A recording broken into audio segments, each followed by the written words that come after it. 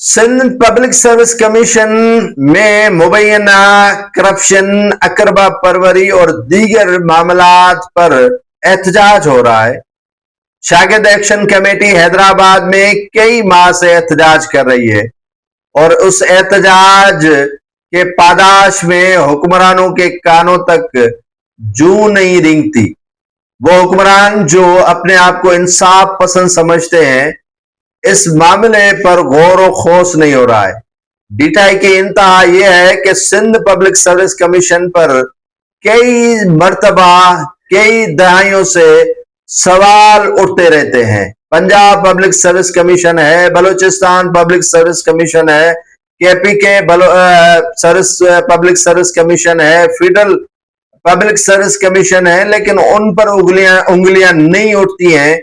अगर उठती हैं तो सिंध पब्लिक सर्विस कमीशन पर उठती है, क्योंकि सभी अपने अपने हिस्से का माल लेकर जाते हैं और जो काबिल टैलेंटेड तुलबा हैं वो रह जाते हैं, क्योंकि उनके पास न माल होता है और न ही उनके पास सिफारिशात होती हैं। वजीर आला सिंध मुराद अली शाह इस सिंध पब्लिक सर्विस कमीशन को बेहतरीन पब्लिक सर्विस कमीशन करार दे चुके हैं, उनके अराकीन को शाबाशी दे चुके हैं, लेकिन तुलबा कहते हैं कि हमारे साथ इंसाफ किया जाए।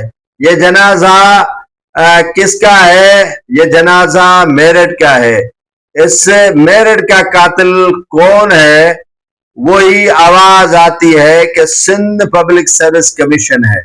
मेरठ की कातिल भी वही है।